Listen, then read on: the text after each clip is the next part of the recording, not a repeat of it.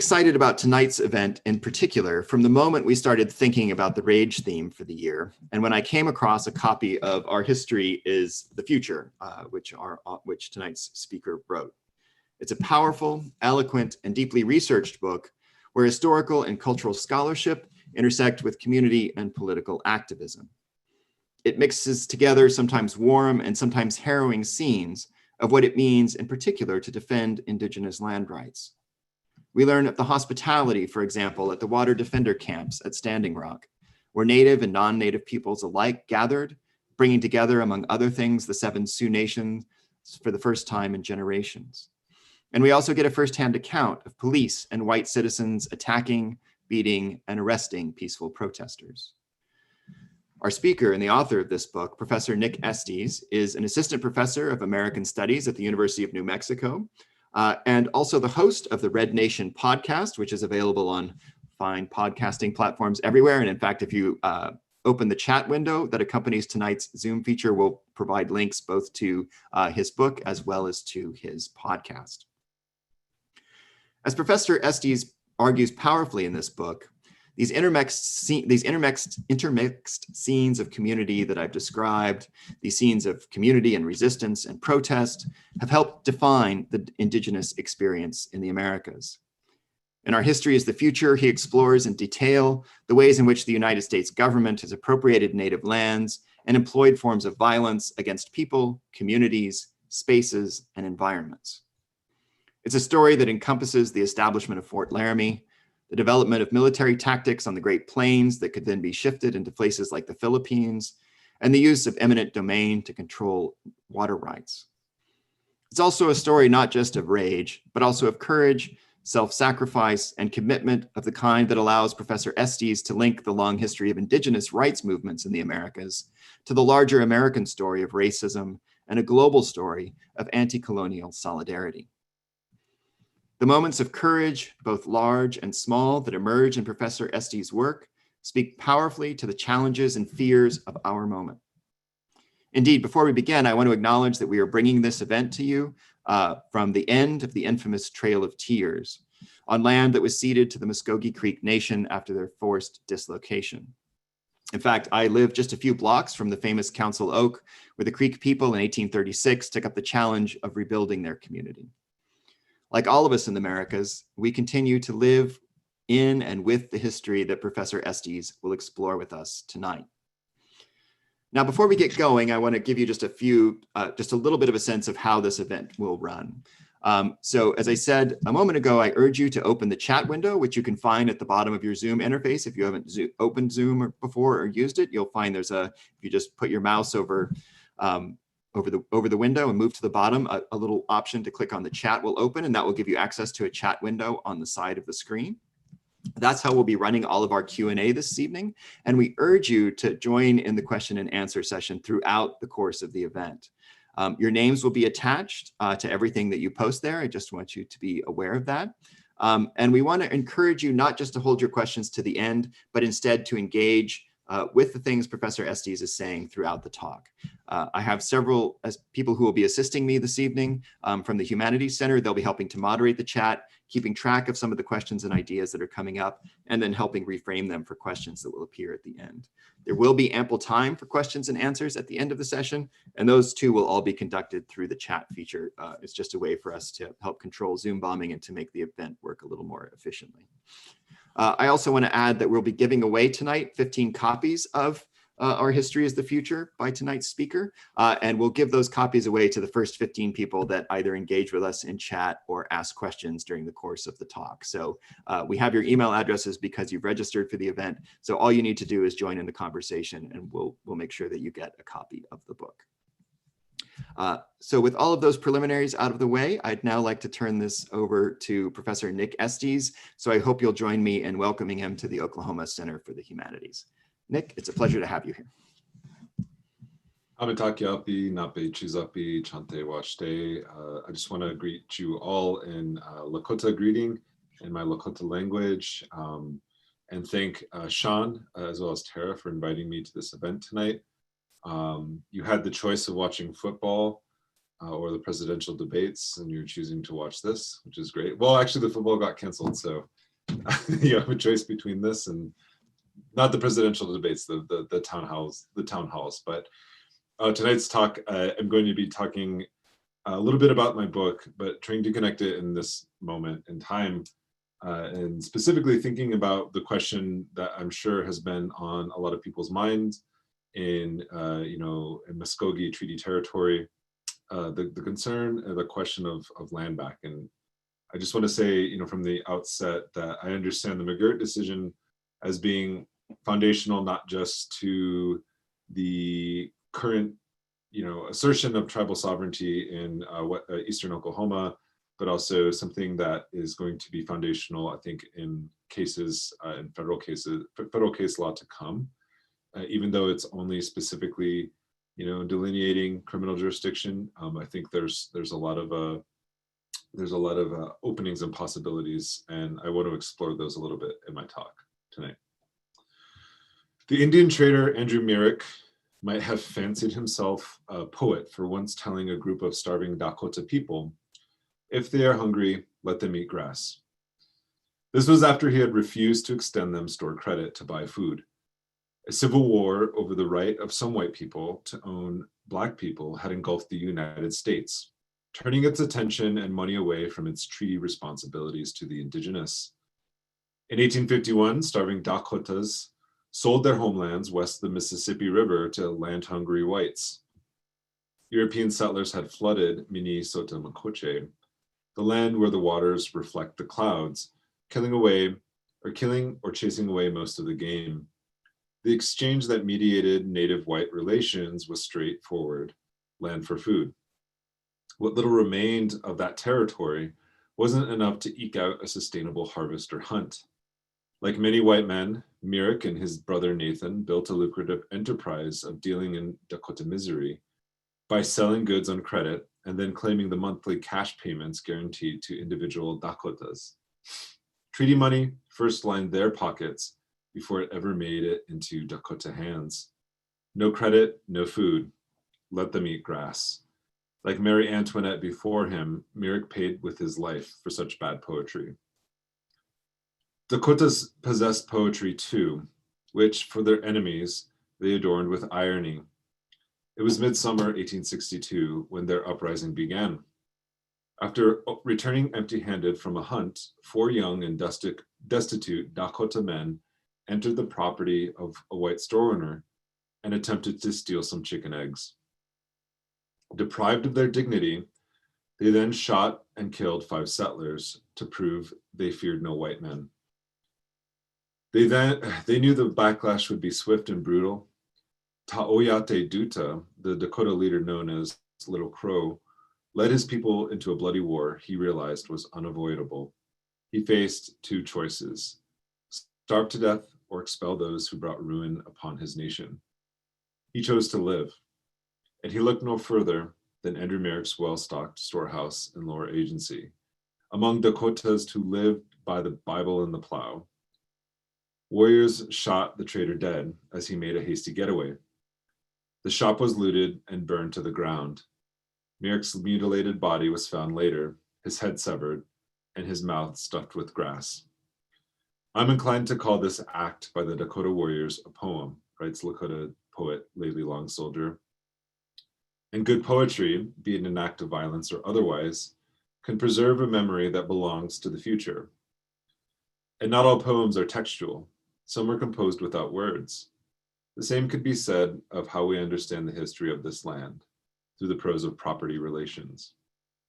The change and adaptation of a language, whether through verses or actions, reflects a larger archive of historical experience. During this time, the Dakotas weren't entirely illiterate, even though most couldn't read or write, let alone speak or understand English. They had learned, however, how to draw an X in a clerk's ledger next to their names when buying goods on credit. The first acts of Dakota writing became nearly synonymous with amassing debt. The root word of wichazo, the Dakota word for pen or pencil, is ichazo, which carries 2 distinct meanings. The first is to buy something on credit, to owe, or to be in debt. The second is to mark something or to make a line. When the Dakota warriors burned the trade stores, and with them the ledger books, they destroyed their own written archive of debts, marked by an X they had accrued from the very people who took their lands. Burning down a building cannot be mistranslated or misunderstood, and it carries a deeper meaning than an X mark, the symbol that has come to signify assent, cooperation, and agreement. The sentiments of dissent, on the other hand, have in our hypertextual age been summed up by a hashtag that incites fear in white America, as much as it clarifies Indigenous aspirations that likewise don't suffer from ambiguity. Hashtag land back. People get confused about what we want as Native people, Denzel Sutherland Wilson of the Gitxsan Nation said last January when speaking on the eviction of the Coastal GasLink Pipeline Company from the lands of the Wet'suwet'en Nation 9 days earlier. It's like, what do you want? He continues, just land back. It's funny though, when I said that to my dad, Gitxsan Wet'suwet'en people, if you tell them about land back, they're like, we never lost the land anyway, which is true. The blockades that ensued after the eviction of the eviction of the Coastal GasLink pipeline workers from Wet'suwet'en territory crushed the Canadian industry and the economy. Major business associations wrote to Prime Minister Justin Trudeau to end the blockades. And so these blockades went up in places like Toronto, near Six Nations, and Mohawk shut down, of course, the international bridge between the United States and Canada, as well as shutting down key rail industries throughout the country.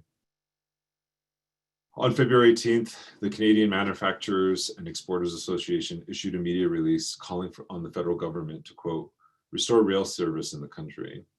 And according to the association, for every additional day that the rail blockades continued, about $425 million of Canadian money worth of manufactured goods that are usually carried by rail sat idle. In other words, $425 million lost every single day. Each day rail lines were disrupted, required 3 or 4 days of supply chains to recover, according to the letter sent to Trudeau. And blockades, the blockades didn't operate, were operating within a broader context of mass mobilization, making them effective, even though in some of the blockades there were just 5 people, right, preventing trains and rail industry to continue. So if you look historically, the Yellowknives Dene scholar Glenn Coulthard said during this time, almost every protest or direct action has resulted in the government having to negotiate on terms that it wouldn't have without those types of actions. In other words, what those blockades taught us is that it wasn't just about land back at Wet'suwet'en, right, and the Unistoten camps that were raided by the RCMP or the Royal Canadian Mounted Police, but it was teaching us that Indigenous resistance is able to get certain demands met that would otherwise be non-negotiable. And so what happened at Standing Rock was part of a longer resistance movement for the liberation of the Oceti-Sakowin, Minnesota, our homelands, but also the emancipation of the earth from capital. For 2 centuries, settlers have attempted to construct various forms of infrastructure across the river, whether routes for the penetration of the fur trade or steamboat travel, massive earthen-rolled hydroelectric dams, or oil pipelines. In opposition to the infrastructures of settler colonialism, which are more than just physical things such as pipelines, but also includes forms of white supremacy, heteropatriarchy, capitalism, imperialism. In our histories, the future, I trace the formation of distinct political identities, their own forms of infrastructural knowledge that are simultaneously anti-colonial, anti-capitalist, what I call traditions of Indigenous resistance, specifically in this case, the traditions of Oceti-Sakowin resistance, a radical intellectual theory of history. And this brings about another relationship that I deal with in this book and elsewhere, a relationship to a radical indigenous past that trespasses into the present and provides a pathway to a more just and sustainable future. What I refer to as traditions of indigenous resistance differs from how tradition is often understood as a static and unchanging practice, a view that aligns itself with the idea of authentic, essentialist, or apolitical notions of indigenous identity. This conservative view often works in favor of the trope of the vanishing Indian and reckons with history in the present as some wish it to be and not as it is. Traditions of indigenous resistance can best be described as what scholar Raymond William calls a selective tradition. A selective tradition chooses prior experiences and one's ancestors as forebears, and sometimes as active participants, hence the American Indian movement's popular phrase, in the spirit of Crazy Horse, to inform current resistance movements, while sustaining them as part of a living tradition under constant formation. In this sense, traditions of indigenous resistance are not entirely new, nor are they necessarily a checklist of people or concepts. Traditions of indigenous resistance are an accumulation, a steady accretion of ways of knowing, experiencing, and practicing relationality to humans and non-humans. A radical consciousness deeply embedded in history and place that expresses the ultimate desire for freedom and liberation. To know and trust one's history is not to be defeated by it. From these traditions arise indigenous radicals. To be radical means to get at the root of something. To get at the root of settler colonialism and how to get free from it, we must turn to those who have resisted it the longest. To return to the source, as African Marxist revolutionary Amilcar Cabral reminds us, is to ask what came before and existed alongside and in spite of colonialism, imperialism, and capitalism. And a reminder that these are not naturally occurring systems, nor are they inevitable. A return to the source for Cabral is a political process rather than a cultural event. More importantly, it asks what proliferates in the absence of empire. By studying alternative histories or indigenous resistance, we can begin to imagine alternative futures. No Dapple, or hashtag No Dapple, and Mini Wichoni, which means water is life, exists within the longer histories of indigenous resistance against the trespass of settlers, dams, and pipelines. My project is not so much a history, or my book, I should say, is not so much a history about things, individuals, or ideas, as it is a history about relationships. A relationship between the Ocheti Shakoi and a river and the United States as an occupying power has changed, and this change is a product of settler society's relationship to that land, to that river, and to my people. This approach employs what seminal historian Susan Miller calls a global indigenous paradigm. Global because indigenous history is neither parochial nor a subfield of US history. An indigenous paradigm's ultimate purpose is, quote, to place indigenous peoples and communities at the center of historical narratives. This approach asserts US history cannot be told without indigenous peoples, and neither can the history of planetary enterprises such as capitalism and imperialism. Indigenous peoples were and still are very much a part of these processes, and they cannot just be considered local cultures. From this perspective, we can understand indigenous resistance as a future-oriented politics that centers relations, which have far-reaching implications that extend beyond politics and processes that might be construed as only indigenous. The goal is to establish or reestablish correct relations with the human and non-human worlds for there to be a viable future. For the Ocheti Shakoi, the nation of the Seven Council Fires, the affirmation Mini Wichoni, water is life, relates to the practice of wotakuye, to be a good relative. Indigenous resistance against the trespass of settlers, dams, pipelines is to be a good relative to the water, land, and animals most harmed by these incursions. It is also to be a good relative to the human world. Fundamentally, Miller writes, indigenousness is a way of relating. And so in this book, I traced the history of the development of the Missouri River, as well as the battle, or I guess the conflict over land, and how it relates to the formation of two nations, whether it's the United States or the Oceti-Sakowin, and how we understand our relations to those specific lands. And one of the things, it is a treated relation. You don't make treaties with domestic dependent nations. So it kind of seems like Indian history or Indian law is always kind of a contradiction, right? Because it's the premise of that relationship is based on treaties for the most part, but nonetheless, the people who interpret those treaties are domestic courts. Oftentimes, that isn't totally anathema to the interpretation of treaties, but when the domestic courts, the federal courts, become the only arbiters of enforcing those treaties, it raises a larger question, right, about international relations and whether or not those are the appropriate forums for the interpretation of them. But while there's been a lot of interpretation in the federal courts and by the United States, I think it's important to remember that treaties are made often between two or more parties, and each party has equal interpretation or interpretive authority over those treaties. And that's where I really think this book intervenes, and some of my more recent work is really trying to go and thinking about reimagining treaties not as just colonial documents, but ways or covenants of how we relate to the land and each other.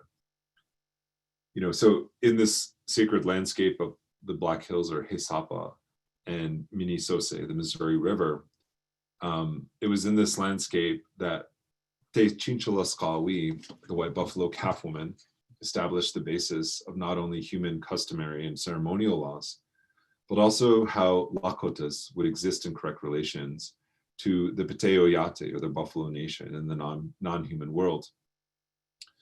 The first compact or treaty with the non-human world is recorded in Sichongu historian Brown Hat's Winter Count. His earliest pictograph depicts the white buffalo calf woman as a white buffalo arriving in the center of a camp circle in the first decade of the 10th century.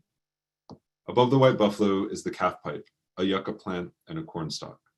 To the right, in English, Brown Hat lists the various animal nations the buffalo calf woman brought into formal relations with the Oceti-Sakowin: elk, deer, antelope, buffalo, beaver, and wolves. According to this history, it was a woman who first formalized the first compact, the first treaty with the Buffalo nations and their human relatives. To be a good relative is to honor that original instruction. Lakotas often view treaties with the United States and other nations as commitments, not just to human relations, but also to non-human relations. And such agreements were not the sole domain of men, as was the tradition of white society. Most importantly, Pete means female buffalo, and Pteoyate was alternatively known as her nation. And the 1868 Fort Laramie Treaty established a 32 million acre permanent reservation, which encompassed the entirety of present-day West River, South Dakota, much like the treaties of Eastern Oklahoma, right? To appease those who refused agency life, a vast expanse of hunting grounds was set aside at nearly the same acreage of the permanent reservation, making the total territory more than 70 million acres, or about the size of present-day state of North Dakota, or excuse me, about the size of the present-day state of Nevada. So Article 11 of the treaty, however, stipulated the Lakotas surrendered, quote, all right to occupy permanently outside the territory of the reservation as herein defined, but retained the right to hunt in the Powder River country, quote, so long as the buffalo may range thereon in such numbers to justify the chase, end quote.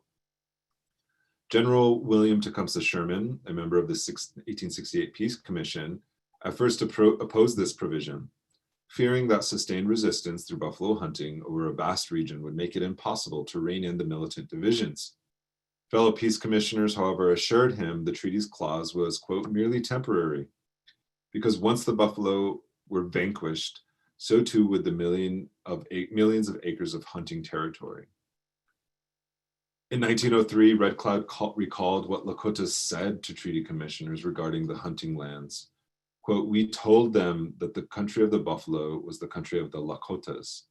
We told them the buffalo must have their country and the Lakotas must have their buffalo." The Lakotas didn't believe the US had the authority to simply give them land back that had already rightfully belonged to them and their buffalo kin. Red Cloud made clear that the 1868 treaty was not just an agreement between two human nations, but was also an agreement among non-human ones as well, including the Buffalo Nations. That Lakota territory began and ended with the Buffalo Nations territory was his interpretation. This understanding was not a mystical reading, but a simple fact of Lakota life, and at the time, a fact linked to pure survival. In other words, food, right? When Red Cloud spoke of the Buffalo Nations, the Pateo Yate, he spoke of their true leaders, the women, not the bulls, or the men, and the original covenant of the white buffalo calf woman. Therefore, the future of the Ocheti Shakoi was not only bound to the land, but it was also bound to the future of the Pateo Yate, the Buffalo Nations, and vice versa. So for its part, the military took seriously this vital connection with the buffalo as sustaining continued indigenous resistance. The frontier armies operation were as much about securing armed defeat as they were about exterminating the buffalo. But punishing highly mobile Plains Nation by defeating them in conventional battles was nearly impossible.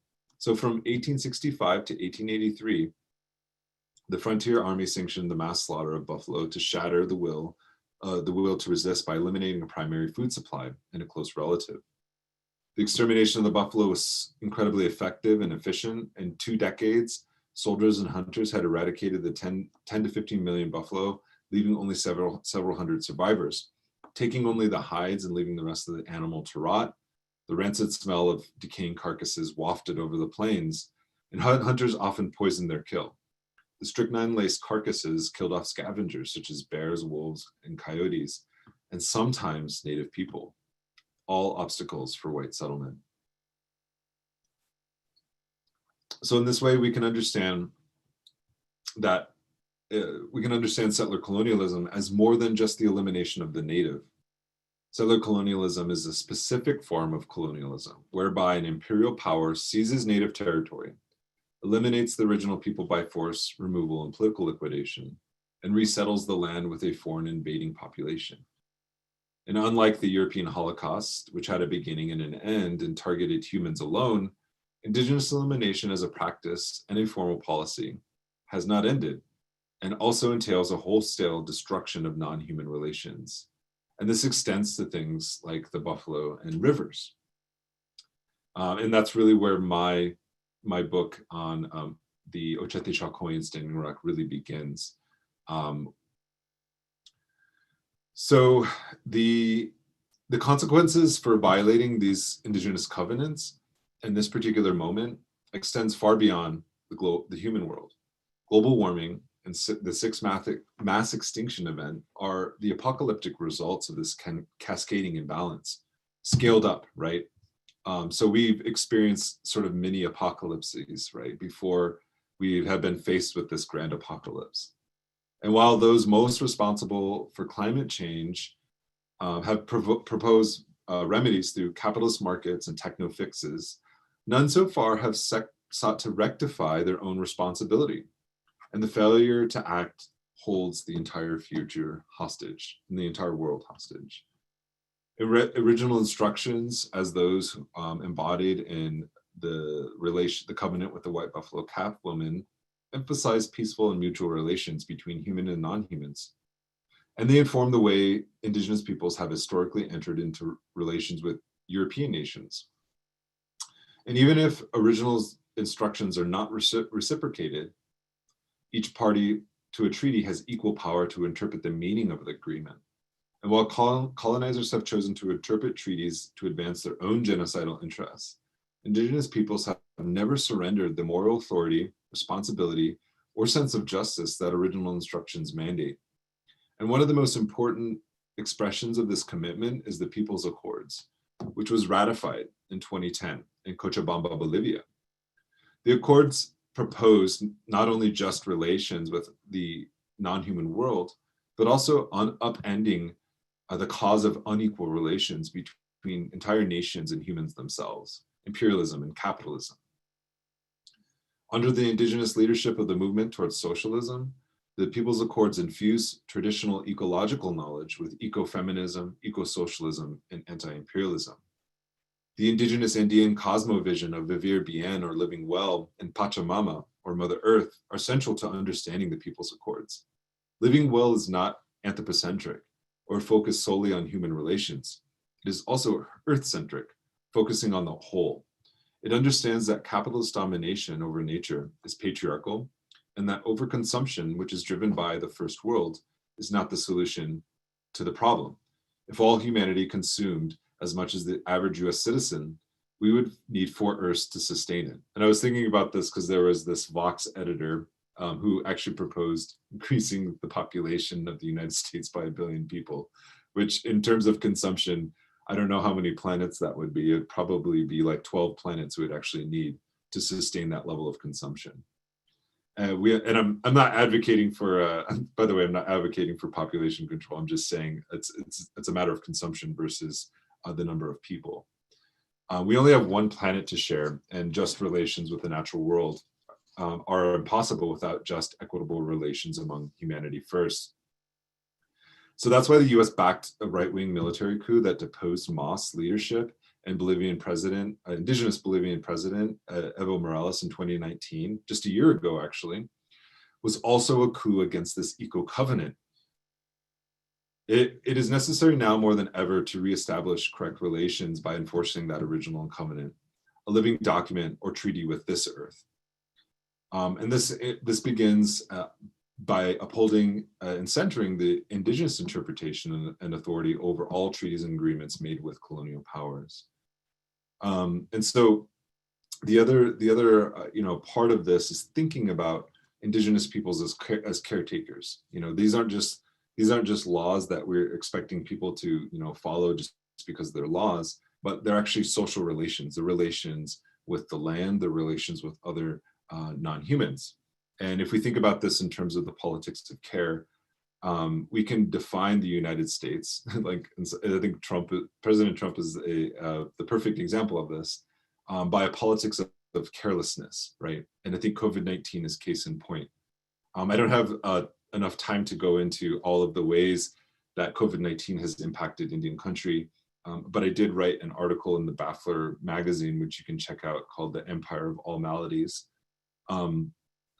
So rethinking care and carelessness, profit making has become the organizing principle of life under capitalism, right?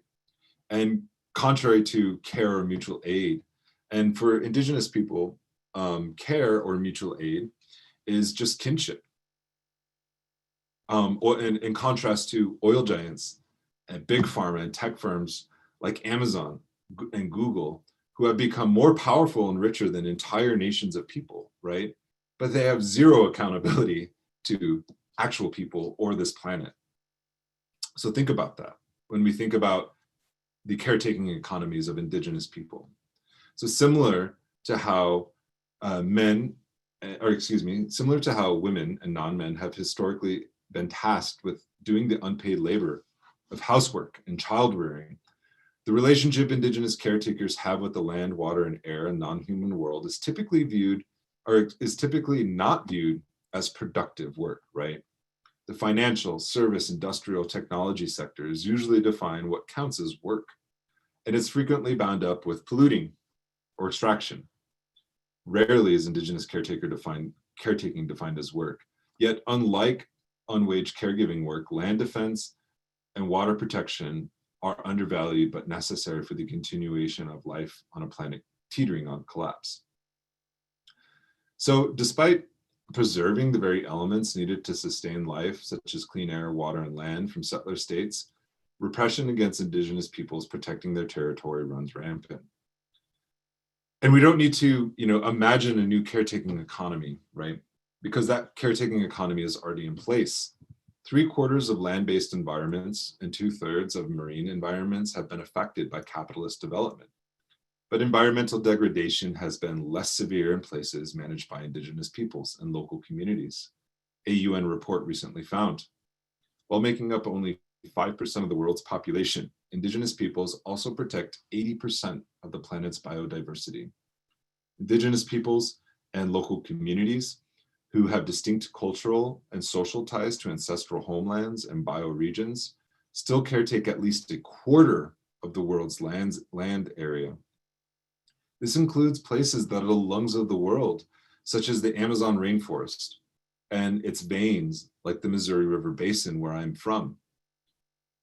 Areas facing existential threats of deforestation, damming, water contamination, oil and gas development, and mining. In other words, Indigenous people protect the land, air, and water we all need to live. This is why Indigenous environmental activists and movements are so severely criminalized and targeted for assassination in response to our organizing throughout the world. We are always in the way. In the United States, Indigenous caretakers have been the most confrontational arm of the environmental movement by blocking the construction of oil pipelines. The flurry of new federal and state laws specifically targets this tactic.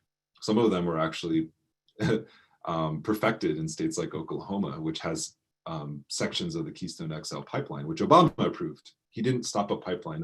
People keep saying that he stopped the Keystone XL pipeline. He didn't. He built 3/4 of it and said, and he put the other kind of the final leg of it on hiatus, which Trump, later picked up. So following the Standing Rock protests, 8 states have passed American Legislative Exchange Council, or ALEC, inspired critical infrastructure laws criminalizing the protest of oil pipeline. And new legislation that Trump has proposed, which still hasn't taken effect, but nonetheless would make inhibiting the operation of an oil pipeline, such as simply standing in the way, an offense punishable with 20 years in prison. So this is the moment that we're facing right now. And we can look at the current confrontation between tribes in the state that I'm from, South Dakota, and the governor, Kristi Noem, who, for all intents and purposes, is a Trump, lackey.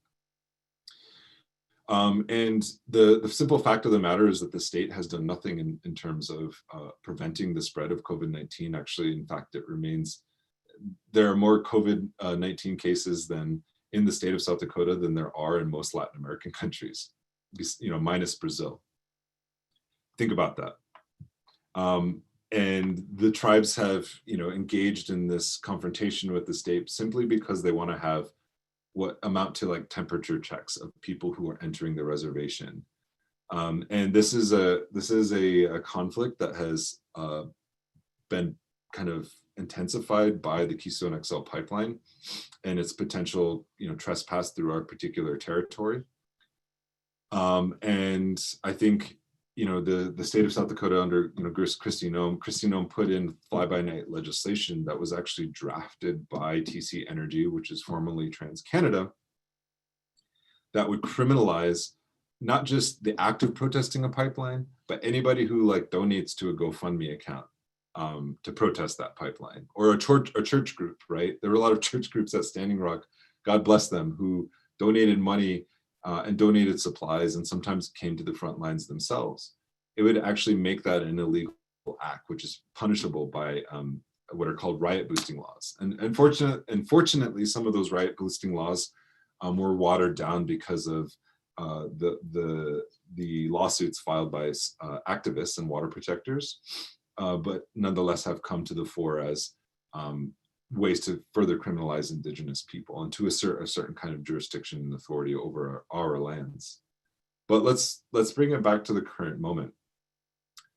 Nothing captures the grievance of white America more than white men armed with assault rifles roaming city streets with the stated aim of protecting private property from Black Lives Matter and anti-fascist protesters. After the killing of George Floyd, Minneapolis became the epicenter of the uprisings against property. Floyd, after all, was killed for allegedly trying to buy cigarettes at a convenience store with a counterfeit $20 bill. This was 100 miles from where starving Dakotas were told to eat grass by a store owner who refused them credit in 1862. This is where land back intersects with Black freedom struggles. Whereas Indigenous relations with the land are based on reciprocity and responsibility, white relations are simply governed by property. And when it concerns the land, the past hasn't already happened, as we can see in the McGirt decision. The taking of a continent isn't a fait accompli. History must be continually retold. Why? The ignoring of what came before the United States as it concerns land tenure treats the Indigenous as a people without history. Land back is therefore also a demand for the future back. The Indigenous have been treated as specters haunting the Americas. In 1890, left with only being ghosts, they communed with them through the prophetic ghost dance, which was apocalyptic to whites because the central tenet of that vision was land back to the Indigenous. But these were not ghosts. These were ancestors of the future. It's not that land back is simply anti-colonial. It is that colonialism, with its jackbooted police, armed white supremacists, tear gas prisons, wars, and all of its theologies of power, is set up to block the emergence of an Indigenous plenty. Far from being solely a land theft enterprise, it always blocks the invention of the future. The spray painting of land back on a police riot shield during the July 3rd protests against Trump is that poetry of the future. And the burning of the 3rd precinct in Minneapolis was also an act of poetry. Thank you.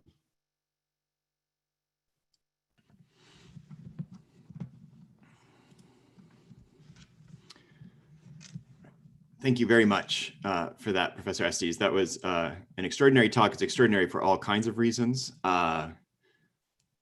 It's extraordinary because this is for the content of what you said. I'm sitting here being incredibly impressed as I listen to you speak by the fact this is the biggest audience that we've had at the Humanities Center this year to hear about this this topic. And this is also by far the most interactive chat we've had over the course of the evening. I've been doing my very best to try to keep track and collaborate and to compile some questions, but it's almost impossible for me to keep up with everything that's come in here. So I'm gonna do my best to try to moderate some of the questions that have come up in chat. I certainly, you're welcome to take a look at it with me so that you can see if there's anything in particular you'd like to speak to, but there are 50 to 100 comments in here, maybe more already.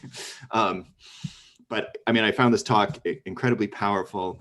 It spoke to our moment. And I should say the other thing that's amazing is that this is by far the most, I think, geographically diverse group of people we've had. We have people attending here from the UK and from across the United States and from across various Indigenous nations as well, all of whom are contributing to the chat. So welcome to all of you. And thank you again, Professor Estes, for giving us this opportunity to think about these issues of relationship and about maybe the relationships that we formed even in this short time that we have together this evening, as we are challenged by you to think about the relationships and the histories that we might want to construct. So I want to begin with one question, which has already like slipped way off my screen because this thing is running well ahead of me. So you'll forgive me if I mangle a few of these questions. But I was struck when you were thinking about, when you're arguing about the notion of relationship in particular as being essential to your writing and thinking, and to both this, what sounds like a fascinating new project, as well as to our history as the future. Someone in chat also raised a question about how we think about these things across settler borders. So not just treaties between nations, but I wonder if you could talk a little bit about those borderlands, because things like, as you made clear at the outset, we're operating at the boundary there of national borders, at the boundary between settler nations as well as between Indigenous nations. So I wonder if you could maybe talk a little bit about how you think about borderlands in particular in your work, and how you think about relationships that move across all kinds of different borders. Yeah. It's a good question. Being in the Southwest has been an experience, and for me, because there are like so there's a whole new element of, you know, vigilantism that's specifically around the border itself, but also new kind of security apparatuses, such as like Custom and Border Patrol, ICE, as well as, you know, like the detention facilities that exist everywhere. There's several in this particular area. What's really interesting too is that to see how these often don't get read as kind of settler colonial tactics, but even the way that they're constructed, like if you just look at the architecture and their geography, they come from this history. So for example, in Santa Fe, there's the Art Institute of Santa Fe, and I had a really good friend who did an installation there. She's an architect. Her name is Tings Chak, and she's actually Canadian. She's from up north. But she came down and we were, you know, I looked at one of her installations in this weird cabin building. And you know, I asked her about it. I was like, what's up with this cabin building? She's like, oh, this is an old cabin that was from the War Relocation Authority camp that used to be here, or it used to be in Texas. And I was like, oh, that's wild. Why? And now they turned it into art installations. And so there was this place that she went to, this detention facility in Marfa, Texas, right? We think of Marfa where it's like, you know, a lot of liberal people go there and they write books and they do art stuff. But it was also one of a place for one of the largest family detention facilities in the country. And there was this famous art installation there, and you could see like it was, you know, it was like everyone takes the picture of it, but it's framed in a certain way that you don't see what's on the other side, which is this grotesque like detention facility that houses migrant families, many of whom are indigenous, right? If you just look at the identities of Latin X people or Hispanic, you know, quote unquote Hispanic people in the United States, I think there's like 2.1 million people who whose first language isn't Spanish or English, which is a key sign that they have an indigenous first language, right? But going back to this detention facility in Marfa, Texas, it was actually built atop an old War Relocation Authority camp, right? And then going back to Arizona, there was an Indian reservation that was actually used as a War Relocation Authority camp. And you know, when they interned Japanese Americans there. And also, I think there's one in Oklahoma that was like a military. It was a POW camp for indigenous people. Then it became a POW camp for communists. And now it's like a POW, and then it was a camp for Japanese Americans, and then it was like a camp for, now it's a detention facility for immigrants. So you can't like, what I'm saying here is that like, historically speaking, politically speaking, and through the architecture of surveillance and detention, these things are already intersectional, right? Like you can't tell like a singular narrative of just one experience, whether it's indigenous or a migrant experience, in these certain technologies and these art, you know, this architecture. And then in fact that it's like, there's multiple kind of overlapping things going on here. And so, you know, borderlands are very much places to think about those things, but also to understand this borders aren't like these hard things, right? Even though they're trying to build a wall on them, like the Tohono O'odham people and the Kumeyaay in what is known as San Diego now have been fighting border walls and have people on both sides, you know, of those. And I encourage people to check out that work because it is incredibly important. But also, I think more expansively in my book, I try to think, not just in my book, but also in my more recent work, is to think about indigeneity. And that's why I went to Bolivia, because the rights of nature movement actually came from that movement in Bolivia. And most people don't recognize it as that. And even indigenous scholars themselves gesture to Bolivia and saying like the plurinational model is something that we should be looking at, not only for when it comes to the rights of nature, but thinking about like a new constitutional or new way to enter into relations with each other. So that was, you know, I think we need, the US is so obsessed with itself that it's hard to find literature and ways of thinking outside of it. And that includes, sadly, sometimes indigenous people. And, you know, I've traveled to many places in Latin America and met indigenous people, and they're further left and they're more advanced than we are. And they just have conversations that we just simply can't have in this country because it's so conservative, so authoritarian, right? We live in a free country, but we censor ourselves all the time in the way we speak. So that was something I really owe to my comrades and relatives in the South. Yeah. I mean, the site that you mentioned in Oklahoma, I would add one more thing just because it intersects exactly with what you're saying, is it was also used not long after I moved here to house people who'd lost their homes after Hurricane Katrina. So it speaks exactly to this sort of waves of sort of in this case, climate change refugees, right? Other kinds of both incarcerated and refugee peoples that are suffering for the ways that you describe. I have many other questions. I see more and more coming in, but I want to try to combine at least a couple that I've seen that I think speak to what you just said.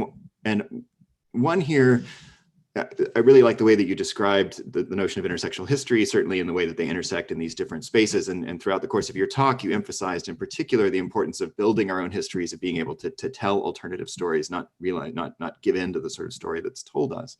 I wonder if you have sort of maybe ideas or models that you found that are successful for thinking about telling those kind of stories simultaneously. How do we tell those kind of intersectional narratives in the ways that you're describing? How do we make a history that's not a history, but histories compiled together that can capture the complexity of some of the places that you just described?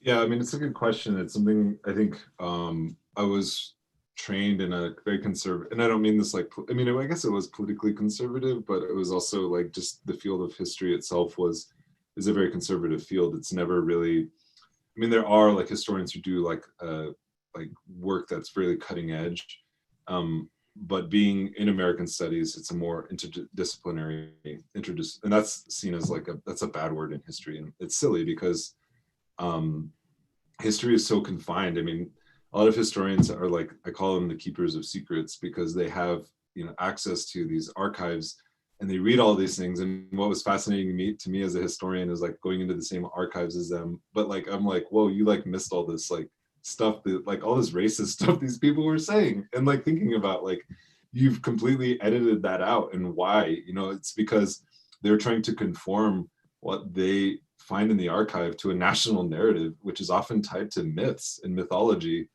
And I think like fields such as Indigenous studies and other fields like African American studies have really pushed the boundaries of like what counts as truth.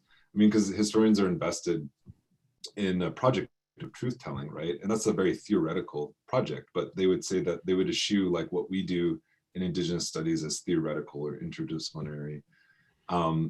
So that's, one thing, thinking about like the disciplinary boundaries of, like, oh, this is history, or like, this is just Indigenous history and it can't be related to African American history because those things are, mutually exclusive, and it's not true, right? Like there is a profound intertwining of Indigenous and African people in this country.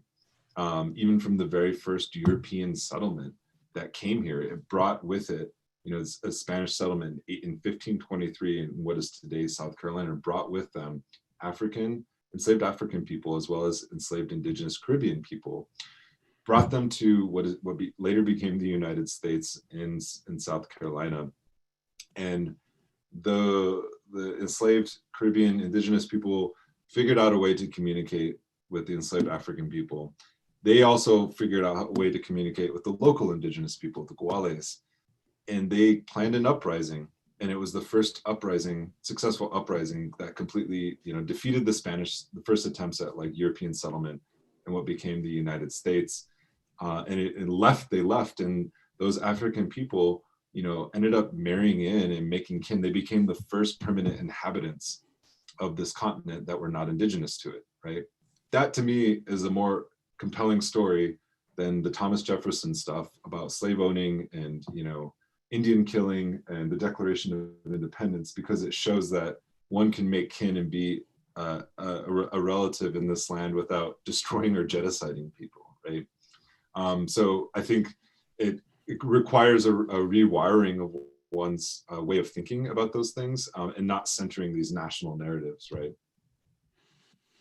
Yeah, that's a terrific way of inviting us to think about this, and it actually spoke to several questions that had come up in the chat, including one from a history PhD student I saw that was complaining about how difficult it was to actually do Indigenous kinds of histories of the kind you're doing in a history department. And so I think you just spoke really well to like American studies as a way of, or the need for interdisciplinary work to tell multiple kinds of stories simultaneously. And there are several other questions that have come up that I think speak to this same question that have to do with the sort of ways in which we try to narrate the past for ourselves to make it usable and to imagine alternative futures as well. And some ask a little bit more specifically about poetry here, and wondering if you could elaborate a little bit more on the ways that you're using poetry in your own work, and what work in poetry, how it's helped you conceptualize your own narratives. And there's also been a separate strand of questions about music, and whether or not you've been thinking about how music works as a sort of way of both storytelling and creating community and transmitting knowledge as well. Yeah, I think like I really started thinking about poetry after reading a book by Wendy Trevino called Cruel Fiction, which is actually about the borderlands. Everyone should read it. And you should have her on this. You should have her give a talk. She's amazing. And, you know, she wrote this line that says, you know, borders like race are a cruel fiction.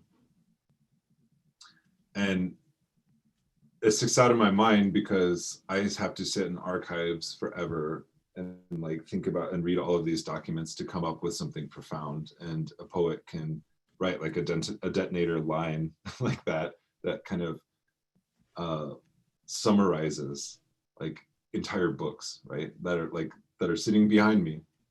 And so there's a way that poets use language that we simply don't have access to, or we don't have that kind of skill set that I think is incredibly important. And so I think about poetry as like, you know, like, but then, you know, Layli Long Soldier's book, Whereas, and her as, you know, a poet really made me think about poetry as not always a textual thing, right? And that, you know, certain acts like stuffing grass into somebody's mouth after beheading them, after they tell you to eat grass, is a form of poetry, right? And also like burning down a police station, there's nothing ambiguous about it. It's not like people are unclear about why that happened, right? Whereas things like decolonization and bigger concepts like settler colonialism can mean multiple things, and sometimes they become really ambiguous. But when you see when you see a cop car on fire, it evokes a feeling, whether you're for or against it. It has a certain kind of like visceral feeling that you can't ignore because there's an intention behind it, right? Or like writing land back on a riot shield that says so many things, you know, that encapsulates a movement and a moment and a feeling in time, right? That we simply can't. We just don't like. I don't have the language oftentimes to articulate it, but I think that's why we need poets and poems. And that's the way I was thinking about poetry and poems. And oftentimes academics aren't encouraged to write in an accessible or poetic manners. And I think it's not a way to like, I don't think it's like simplifying things or making them, rendering them in a way that could be read as like not rigorous, but actually I think it makes them more accessible. And it actually, there's an intelligence that happens on the page, right? When somebody can write and use lots of information, but one also we're not required as academics to have emotional intelligence as well. And one could argue that's a very like masculine and heteronormative thing. But one thing I learned in movements and being in movements is that to be a good organizer, to be able to read a crowd, somebody has to have a lot of emotional intelligence. And I believe poets have a lot of emotional intelligence that we lack as academics and as historians. And the same goes with music. And I've worked a little bit with music, but like I'm a textualist, I guess, not like the Supreme Court justices, but I'm a textualist in the sense that I really only work with words. That's my craft. I do audio, but I don't do music, right? And, you know, I think of a lot of modern, you know, musicians like A Tribe Called Red was very powerful in the standing. It was something we were listening to as we were like flying down gravel roads at 90 miles an hour, right? It's like smell. Like smell is it's strongly associated with memory. And also I would say listening to that music brings me back to that feeling. It evokes certain feelings, right? And that's why I actually begin the opening scene with the smell of fire and smoke, and that because that was something I associated with camp. But I also associate like those sounds, like that music, because it's resistance music. It was something we listened to. John Trudell, you know, like a lot of people in camp were listening to John Trudell like over and over again. And he, you know, I listen to him sometimes too, like just as a way to get myself in a headspace, because he's both like a poet, but he's also a musician. And a lot of people have now mixed up his music with, or his work with poetry and, or excuse me, with music.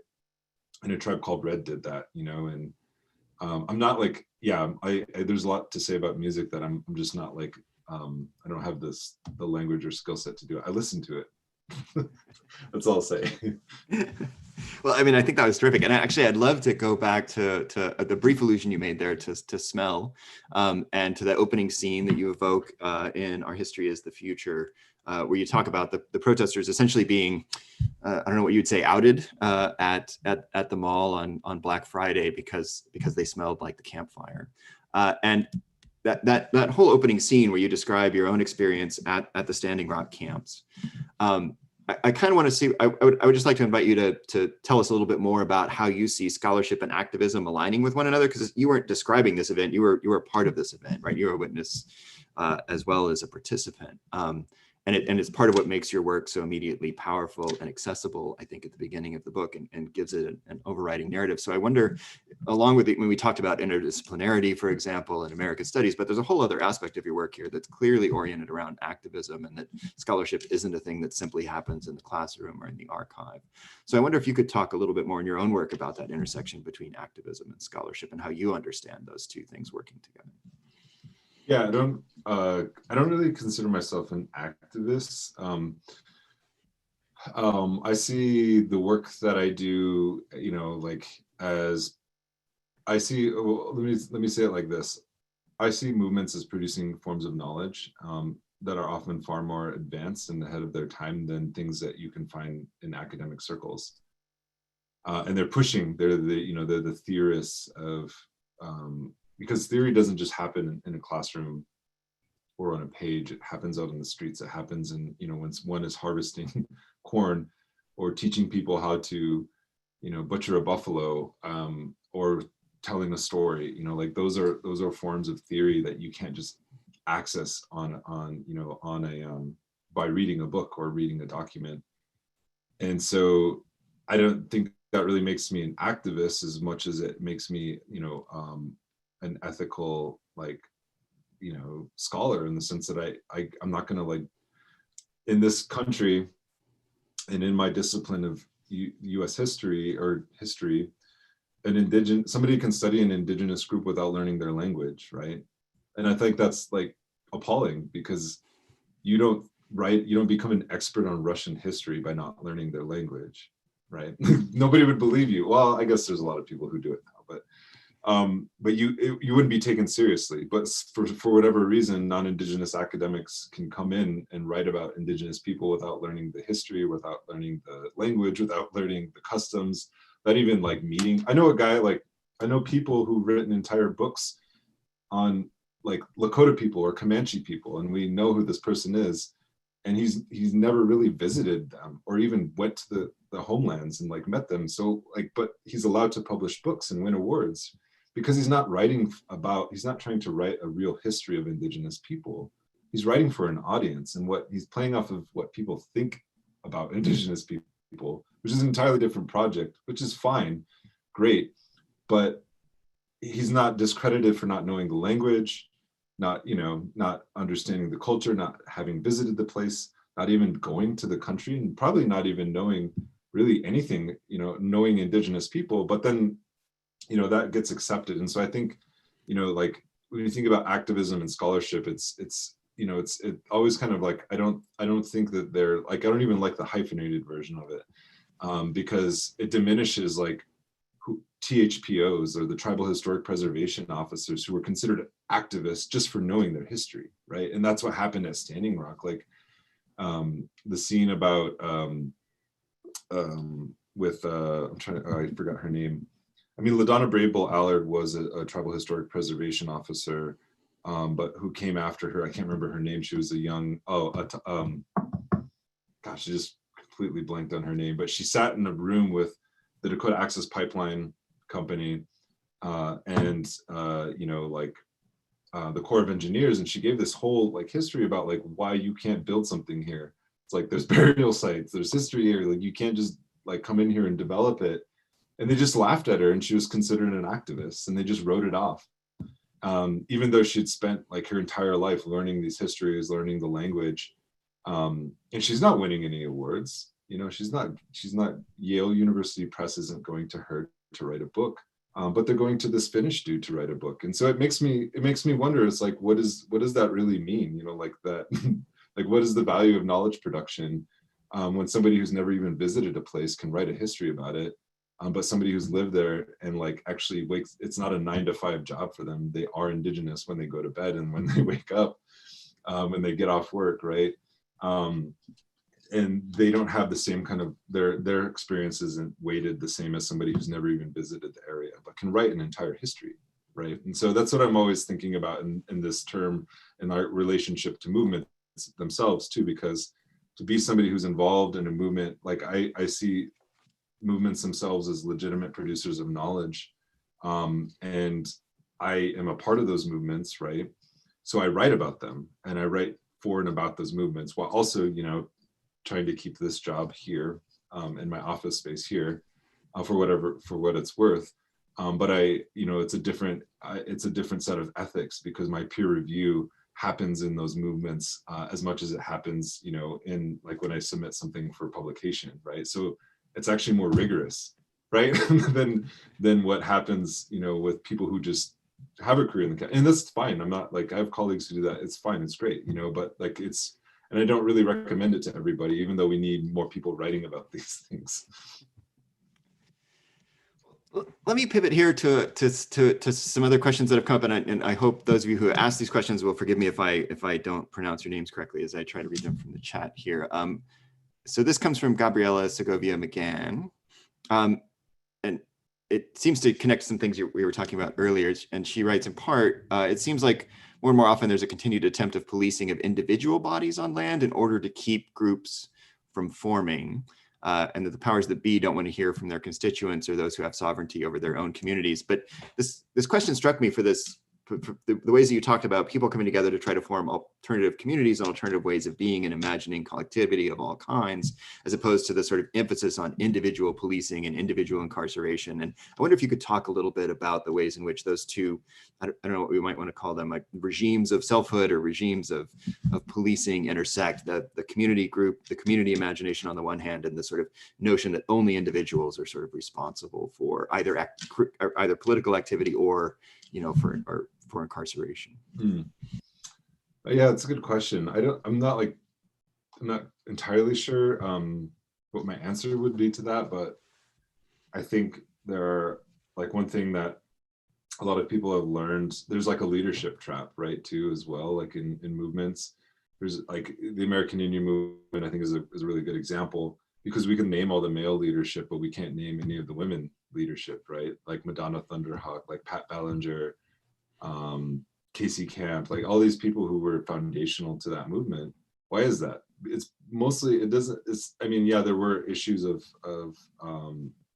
heteropatriarchy within the movement itself, but it was because the media and the police needed leaders. They needed somebody to be out there that they can identify with those movements. Like Dennis Banks, Russell Means, you know, Clyde Belcourt. And nothing against those individuals. I'm just saying that that's what is imposed on them. And so punishing them as individuals, you know, it puts the movement on trial, right? Versus understanding the movement as all of its complexities and, you know, diverse kind of perspectives, right? And so I think that it's not just about like even the laws that kind of police individual bodies, but there's always a collective kind of form of punishment. Even if you read the executive orders that are coming from the president, they're not targeting individuals, right? They may be targeting individuals with property crime for tearing down statues and things like that, but they're kind of making blanket statements as a form of collective punishment against Black Lives Matter and anti-fascist protesters, right? because you know Antifa. It's just really funny. It's like you even call like the headquarters of Antifa, like, and that's what's really been kind of interesting about Antifa. Like, can't like even be targeted that way because there's no like central leadership. So it is kind of funny. I mean, there's been tactics that have developed to kind of combat the leadership trap or the problem of leadership in that way. But yeah, I don't know if that really answers the question, but I think that's the way I think about it. Yeah, it seems to me to connect in some ways also with the way that you've built an argument around the importance of imagining place, that it's not just imagining peoples, it's about imagining place. You can't really dissociate these two from one another. So we have to imagine not just human collectivities, but these kind of larger, constructions that you're imagining, the sort of interdependencies of animal, land, air, water, people. And it doesn't just include indigenous people too, and that's what I'm also trying to like. It's fascinating to me, like even with the health checkpoints in the tribes, it's like people are actually like, if you talk to like my cousin sits on, he's the chairman of our tribe, right? He was a councilman, he just got elected, and he's like, when you talk to him, he's not like, he doesn't like have like these like anti-white views. He's just like, I don't understand why they don't care about their elders. You know, he's like, why is it only old white people who are wearing masks in this state? He's like, we're doing this for everybody because we want everybody to be protected. And it's just like, it's fascinating, but then it's like, oh, it's just, they're just concerned about indigenous sovereignty. Or like when it comes to protecting water with the Keystone XL pipeline, it's like, yo, like when you turn on the faucet, we're all tapping into the same line that's coming from that river. And if that river gets polluted, it's not just in Indian water, right? It's white water too. It's like all of our water. So I think there's also that element. Yeah. Which, I mean, in some ways goes back to the original argument over that water to begin with, right? And then the attempts to claim it by eminent domain, they wanted it for something else. Now they want the land for a pipeline, Yeah. Right? That interwoven history is what emerges for me so powerfully in your work. And as you can imagine, there are a lot of questions in the chat that have to do with allyship and with the ways in which Indigenous protest movements intersect with things like Black Lives Matter. And perhaps I didn't see anything about Antifa here, but Black Lives Matter has certainly figured prominently here. So I wonder if you could say something more about that. You made a brief allusion to Black Lives Matter and the ways in which it may or may not align with certain kinds of tactics and understandings that have emerged from within Indigenous resistance movements, especially since some people here have noted, for example, the strong parallels with the new Jim Crow regime, for example, of policing back bodies, and the ways in which certain kinds of acts of resistance or just difference can become so quickly criminalized and then isolated in the kinds of institutions that you were describing in Marfa. So I wonder if you could talk a little bit about that particular intersection of maybe Standing Rock, how you see intersections between, say, the Standing Rock protests and the Black Lives Matter movement. Yeah, I mean, there's still people from Standing Rock that are in jail, in prison. And the law enforcement agencies that were there, you know, a lot of them came from like Hennepin County. I mean, some of those, I'm not quite sure on this, but I know that the Minneapolis Police Department, some of them actually went to Standing Rock to police the protests there. And, you know, some of the sheriffs, the county sheriffs that went there, and like the Montana Highway Patrol. Speaking of, somebody was from Fort Peck, and shout out to Fort Peck, because I do talk about that in the dam construction thing, and it's not something that gets talked about quite a bit, because it was actually in the New Deal era that Fort Peck was developed first and foremost as a dam site, and most people don't know that. And it became the model for the Pixelon Dam to develop the entire river. It's also where the Keystone XL pipeline is crossing up there. So it's connected in that way. But yeah, like the intersections there are incredibly important, because Montana Highway Patrol is now, or was for quite a long time, for several years, going around the country and training law enforcement on how to control, or how to police and surveil protest movements that happen out on the land or in rural environments, right? And they were, if you read the manuals that they were like giving out to people, they have like all these protests, like the key protests that they refer back to. And two of the key protests that they refer to are at the time, because so much has changed since then, even though it's only been a couple of years, was Ferguson and Baltimore, right? Michael Brown, Freddie Gray. And they were talking about them as like, so they were building their kind of policing tactics, but also what they would charge people out with. They talk about charges that you can give people and ways to kind of demobilize these protests by targeting certain leaders or people who are very prominent on social media, for example. Like they created this like leadership chart of Standing Rock individuals. And it was funny because most of them weren't like actual leaders in the camps, but they were marking them on influence based on their social media posts. And so they had this little chart, and some people who were like had no like authority in the camps, but they had like large followings, were considered like leaders in the movement themselves.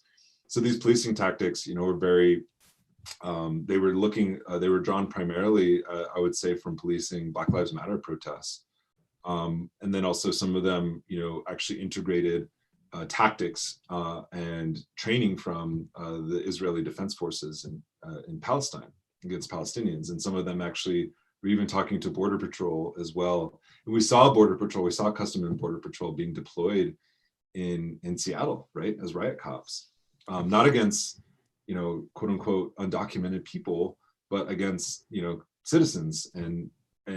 So like, but it's interesting to see that like the security state has like merged in such a way that you can't really distinguish between the kind of various jurisdictions at play, especially when it comes to the federal level.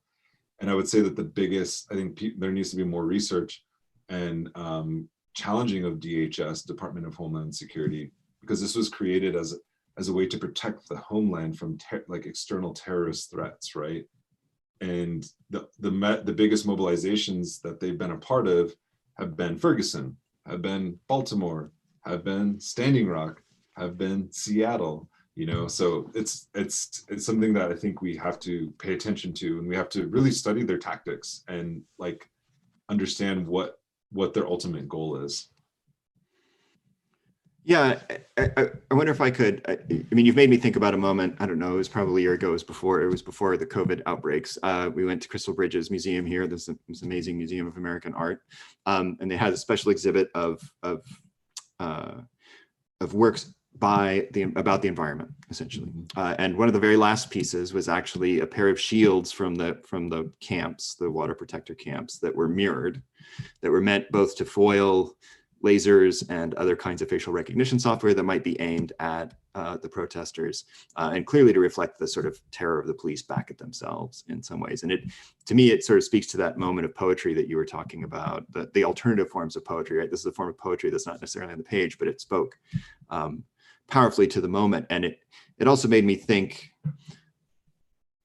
about the way you're describing this sort of a kind of international collaboration of oppressive forces, but also the ways in which there are, as you alluded to in your talk, sort of global and collaborative collectivities and sort of sharing of tactics that can unite something. So I wonder, this is the globalism chapter really in your book. I wonder if you could talk a little bit about how you see, for example, the connection to between land back, for example, and Palestine, the Palestinian liberation movements, for example.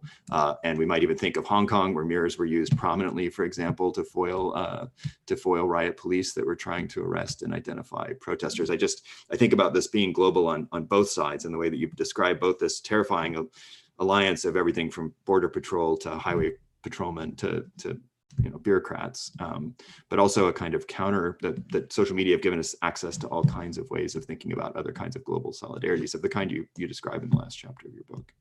Yeah, a friend of mine, Tef Poe, he's a rapper from Ferguson or St. Louis.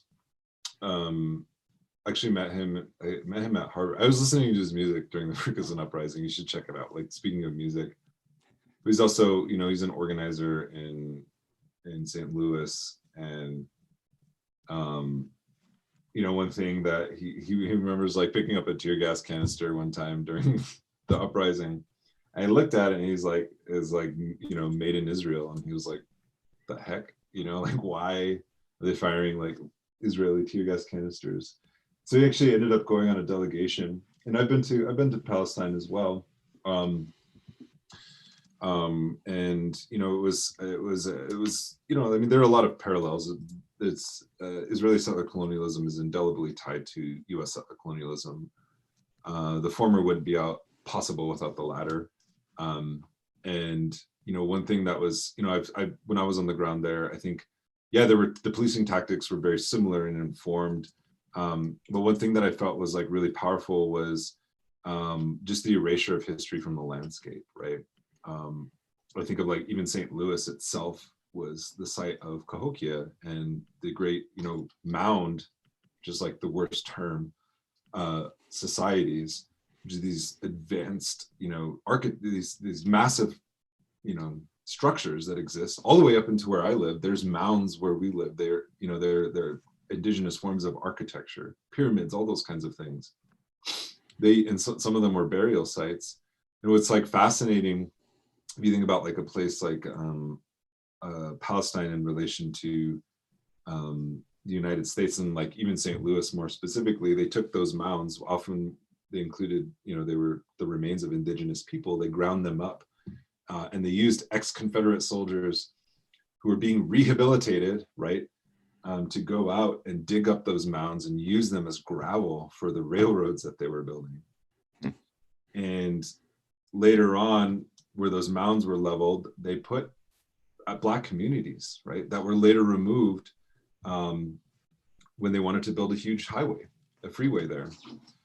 And so there's like this, like a palimpsest, so to speak, of just removals, occupations and whatever. And then you go to a place like Palestine, and I remember when we pulled into Alid, our guide came out. He's a Palestinian, Israeli Palestinian, and he came out and he was crying, and we were just kind of like, we didn't really know what was going on. We took a bus in there, and he kind of like pulled us away from the site, and he said, he's like, I apologize. He's like, I didn't mean to get upset with you when you came into, my city, and we were like, what's going on? And he's like, there's a massive burial right there, and this is when, during the Nakba, the IDF came in and basically, like, the Palestinians thought it was going to be a short war or a short conflict, so they locked themselves into a mosque.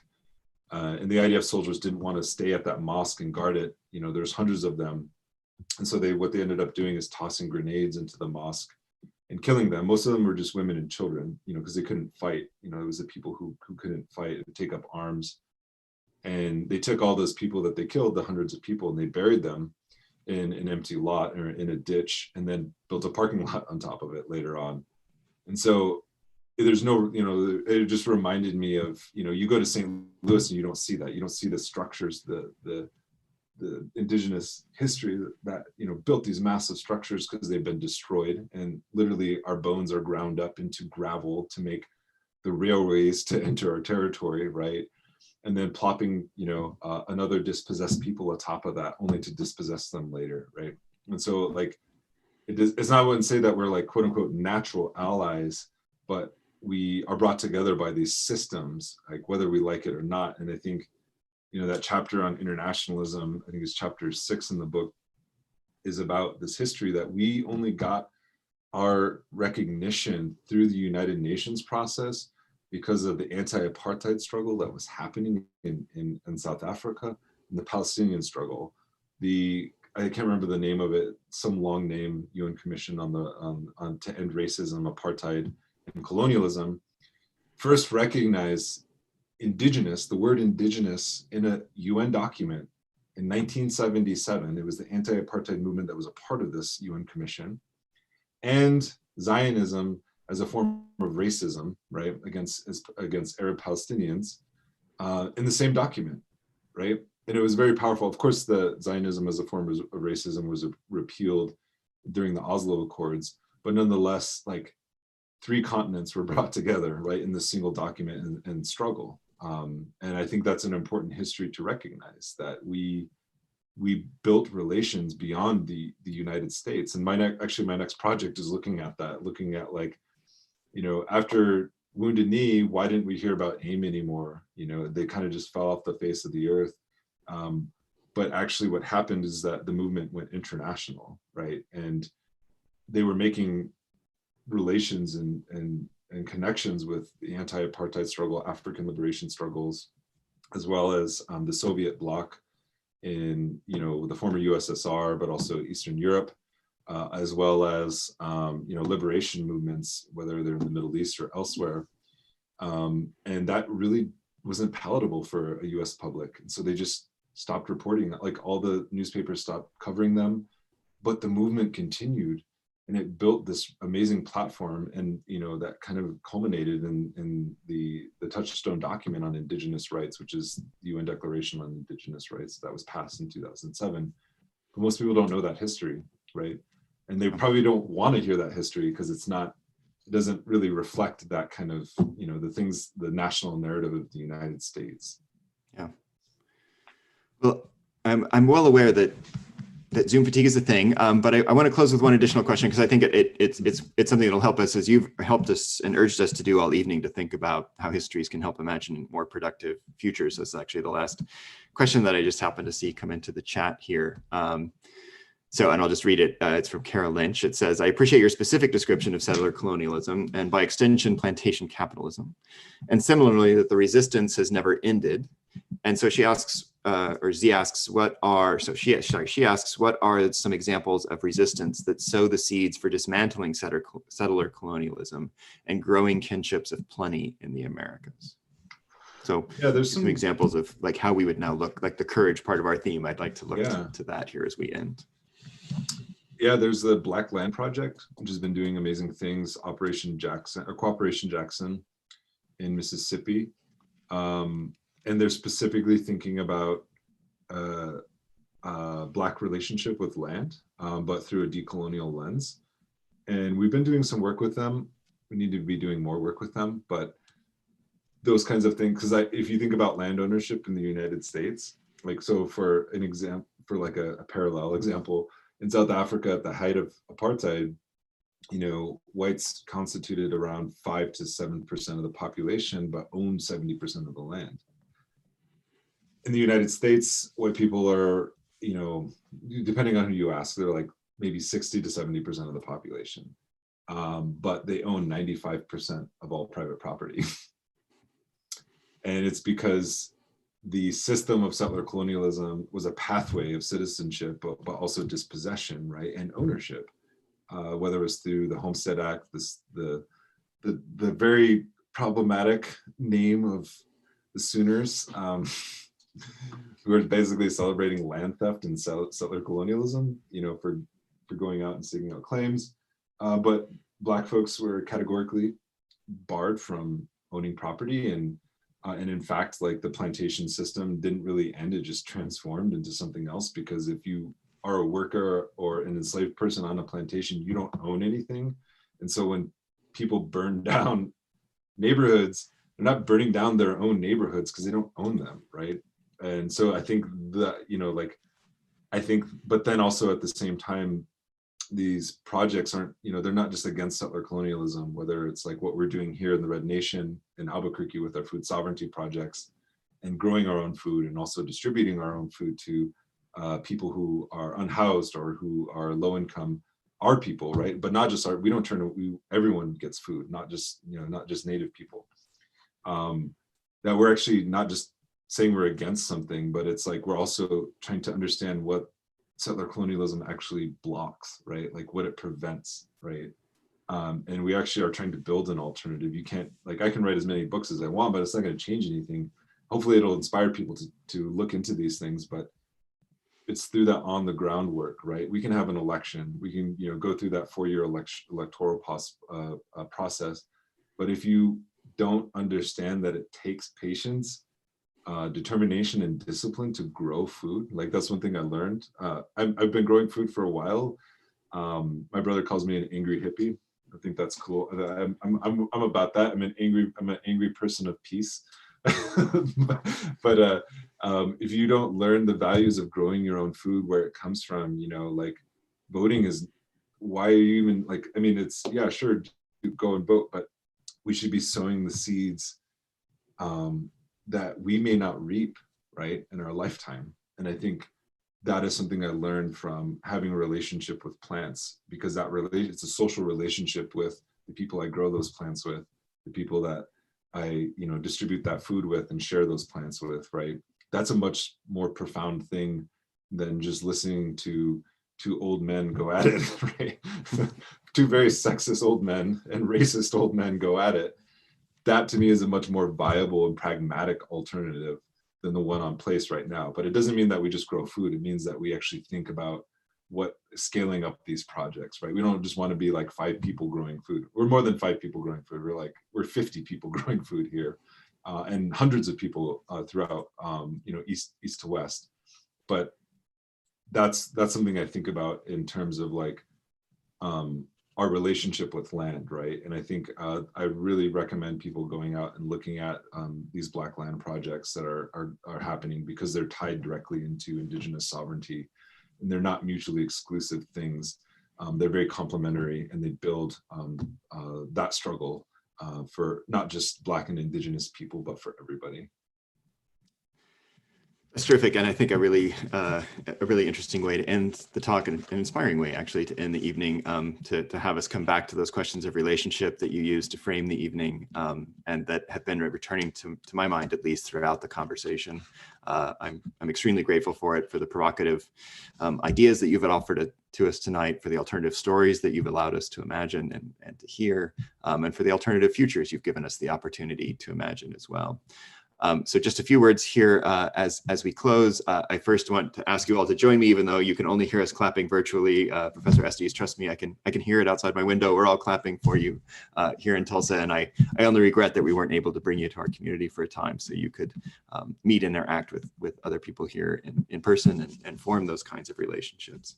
I do also want to extend my thanks to all of you who've joined us this evening. I hope you'll join us for additional programming here at the Oklahoma Center for the Humanities over the coming weeks and months. This is one of the most important times, I think, for the humanities to be able to speak to the kinds of debates and conversations we're having in the larger culture. We're clearly at a moment of both change and crisis and opportunity. And I think the humanities provide essential tools for imagining our way into that future. We've certainly had an example of how to do that tonight. So again, I want to thank you, Professor Estes, and thank all of you. I hope you have a good weekend and that you take care of yourselves as well as your communities. So thank you and good evening.